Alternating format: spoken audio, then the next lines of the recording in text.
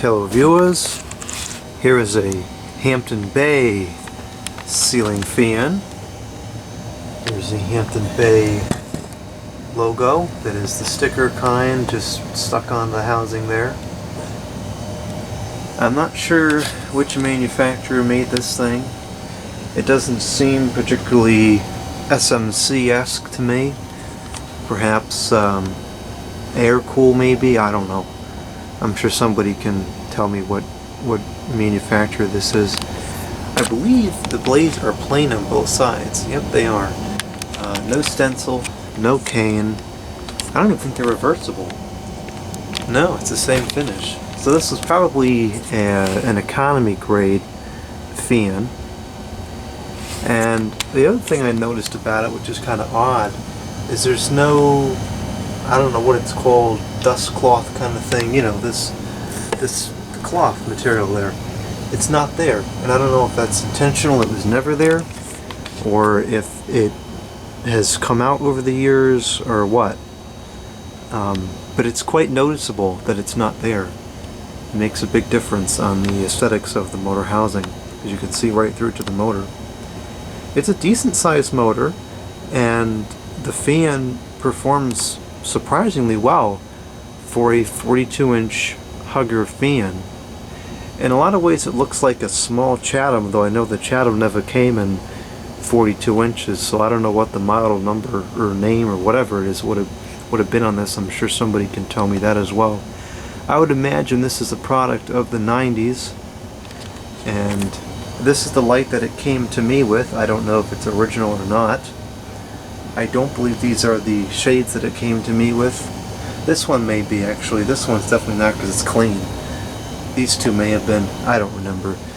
These chains are not what it came to me with either, though I imagine they're pretty similar to what it would have originally had. The light kit needs some help. It's a little bit wobbly, and it needs to be cleaned. And one of the blades was bent quite badly horizontally, which is always a little bit tricky to fix. It visually looks okay now, but it does unfortunately wobble still, so it needs a little bit more work. Bearings are probably fair to be replaced as well, though they're not terribly loud. So here's the light on. Something's wrong with this one on the left. It kind of flicks a little bit. It almost seems like it's going to break any soon here. So I don't really want to leave that on, because I don't know if it's shorting out or why it's not working. But I have 3 25-watt energy wasting, which is the only good kind of light bulbs in there, and that's that. So let's turn it on. We'll start off with high. I'll put the camera on the tripod so it's not as shaky, because nobody likes a shaky video. Okay, I think that's pretty good. High.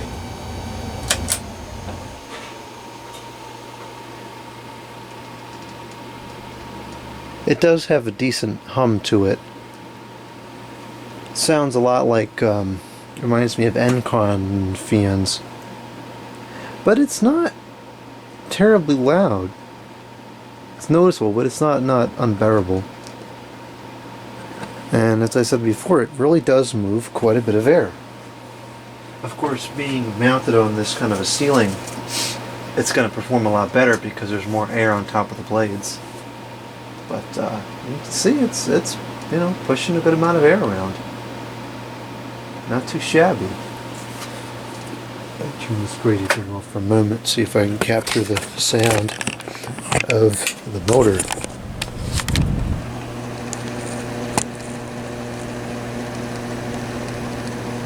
Actually, it's not that loud as I thought it was.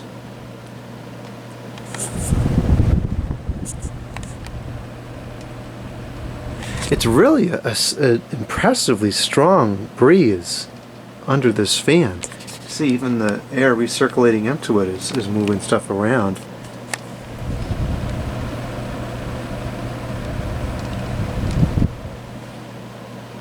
Okay, go down to medium now.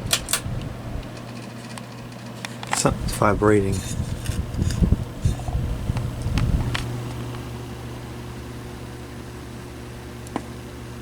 Actually, the bearings aren't too bad. I don't know why I thought they were noisier.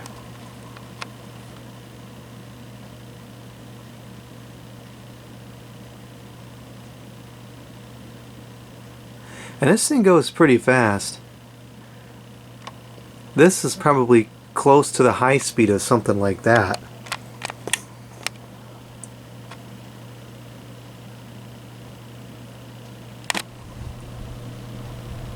And it's still moving a decent amount of air.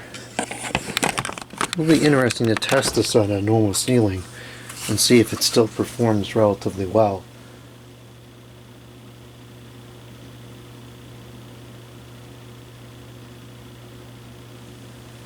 Okay, we'll go down to low.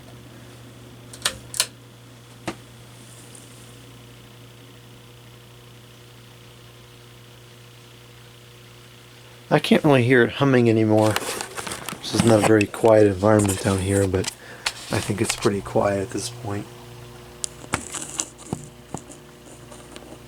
It's still there a little bit.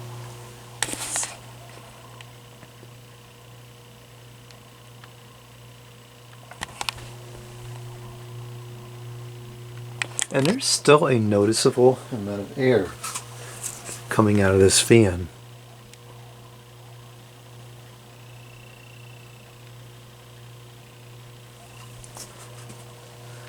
Let's see if we can get a good view of the blade pitch here. It's not bad. Looks like it's at least maybe 12 or 13 degrees.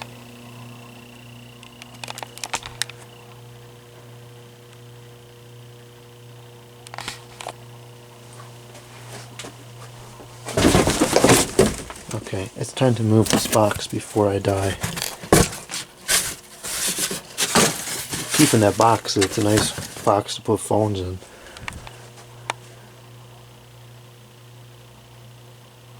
Okay, I'll cut it off and then we'll test reverse. No, I'm not going to show the spin down. I have other things to do today. Okay, there it is. Into reverse.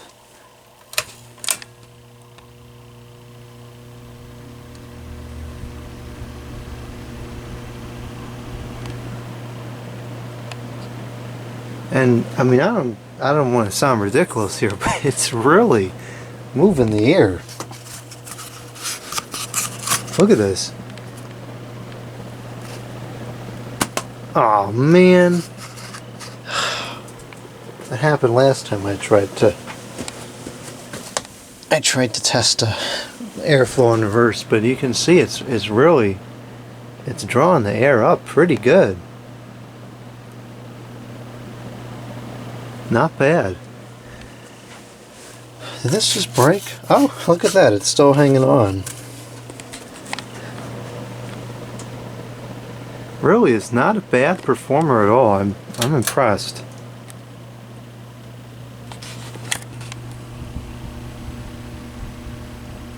You know, I hear a lot of people ragging on Hampton Bay, and yes, they've had their moments of cheap, but I think they've made a lot of pretty decent quality fans over the years, and especially for the price.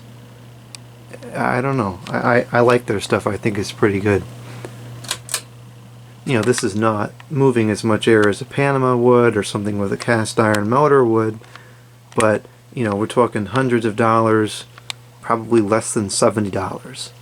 So, as I've discussed before with that particular fan, it's a function of you know, cost to product, the value ratio. How much do you get for how much you're paying? And I think when it comes to Hampton Bay, you get a lot.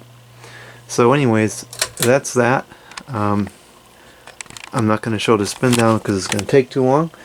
But that is a 42-inch Hampton Bay something or other fan. If you know the model name or the brand that made this, let me know in the comments box. And don't just guess. If you don't know, that's fine. But don't, you know, leave guesses, because that doesn't really help. So if you know these fans well, then, you know, feel free to put your input into the box.